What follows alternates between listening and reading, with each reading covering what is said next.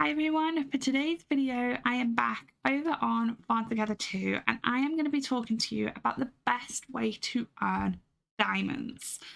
Diamonds are used predominantly for decorative items, so all your different building decorations, as well as things like fences, as well as your roads, and then also used for terraforming. Um, they're the best way to make your farm essentially look pretty.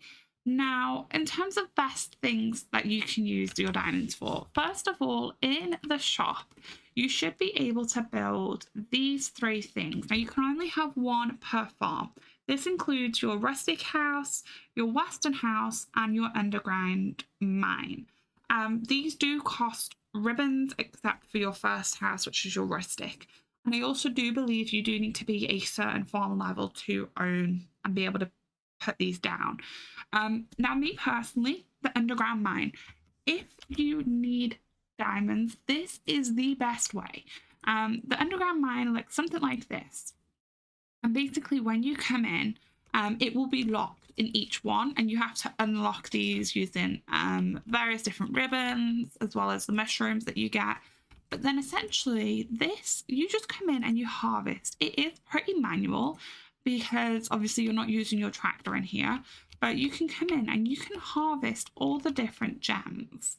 And if I come on over to my study table in the center of this particular little bit, you can see all the different types of gems that you can put for the study, which basically means you have more of a chance to find that particular one. But you can see the yield value on these, and it is very, very high. So for me personally, this is by far the quickest way to get diamonds, because also if you come on back here, they also have the rarity. They normally come back every 2 hours. If you kind of come over to the mineral vein, you can see how long it is until it will respawn and regenerate. And as I mentioned, it is a complete random chance. The next method is those two buildings. So inside your building, you can completely decorate the interior of this. Again, the interior items do cost diamonds, but my biggest recommendation is to purchase the job items. That includes two stoves per building, one, I'm going to call it a painting machine because I don't actually know how to pronounce this one, a piano, and then a workbench. And basically, when you come on into here, you should always be having one of these on the go. You'll see down the bottom, it does require certain materials. So this one requires the pufferfish as well as some mushrooms. It also cost me 35 diamonds to set it off, but then it's going to yield much higher diamonds. The exact same thing down here. We can see on this one, it's going to cost 38 diamonds and 10 feathers, but I'm going to yield 223 diamonds. So it is much, much better profit. If I also come on over to the painting one, in here you'll see all the different options of all the different paintings that you can get. And things like this one that takes 30 minutes is 88 diamonds, but it yields 445, which is insane. And then the last one is, of course, your stove. So in your stove, you can basically craft various different food items. And again, they all have different yields. These are your quickest ways to make diamonds. Once you've done those things, the next one for me is under the building category. And in here, you can buy various different machines. So we have a juice extractor, which uses lemons. You have a jam factory, which uses pears and apples. You also have the beehive, which uses various different flower combinations. You have the fish canning machine. You also have the tomato machine. And we also have the winery, which uses grapes. But each one of those, you will see, although it takes resource, it provides you with a new resource. So things like the drink here, or down here, you've got the fish can, or in here, you'll also get, again, I call it a fish can. Maybe it's a tomato can. We'll just call it a can. Or you can get like the wine juice glass. You can sell those in your town hall for ribbons, first of all. But you'll see you're also yielding diamonds each time you come in. And so, for example, here, this fish one is done. I just yield 40 diamonds. But if these was left, so for example, these ones have been on a while, you'll see 400 diamonds from these. They are really, really good ways of making diamonds. However, you do need the materials to fill these up. My biggest tip is don't go splurging all your ribbons on a load of machinery like what I did, because you need a lot of materials to keep these constantly tapped up with on the go, because you're going to need a lot of materials. So basically it's a waste of ribbons. So just buy a small amount and keep them on the go for the time being. After that, basically, you need to keep an eye out for events, because when the game does events, you will be able to do event items. Some of those event items are retained after. So for example, the Easter rabbit here was from the Easter event last year. This year actually, I think it was. So this was probably before it was available on crossplay for most people watching this right now. However, what this means is I could plant down the Easter rabbit. It cost me 8 diamonds, but every time I harvest each rabbit, I get a yield of 5 diamonds.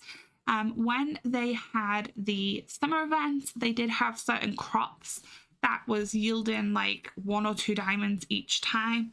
Again, a really good, quick and easy way to basically for you to be able to make much more profit.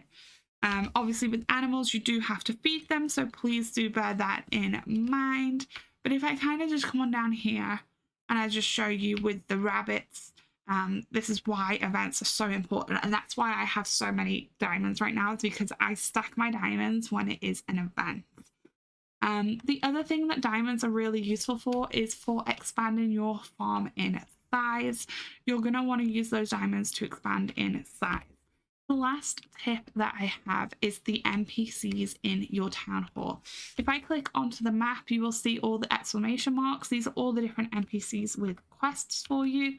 And essentially, if you come on over to them, 9 times out of 10, the trade will include them providing you with diamonds. Another very good way for you to make profit. And of course, the last thing that I want to highlight is the green thumbs. I do have a separate video explaining exactly how green thumbs work, but it is this one here.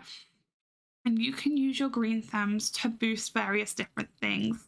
So for example, in here, I could use my green thumbs and I could redeem them for diamonds. And the final thing that I remembered is actually the money exchange pot. And in the money exchange, you can convert money for diamonds. So of course, if I kind of just go back to my farm for a second, you can earn money through various different things. Personally, the best money-making method is by far most likely going to be flowers or fish. With trees and crops, these are good ways to generate money, but normally these are the crops that take the longest. So you'll see kind of down here the money yield value options. You can actually sort these by various different things to see which one are the best. And I'm going to have a separate video explaining that soon. But as I'm on 289 million, I can basically go ahead and start to convert that in my town hall and spend that money and convert it into diamonds. But yeah, I hope that video helped explain everything. Quests unfortunately don't give diamonds, they normally give ribbons, and also grinding on other people's farms, that is purely giving you green thumbs. It is not going to be providing you with any particular diamonds. If you find someone who, for example, me, have the option for this, I'm pretty sure that the person who owns it, so for example, me with my Easter rabbit, I would be able to go to someone's farm, and if they gave me permission, I would be able to plant this on their farm for them. And then obviously you could harvest it that way.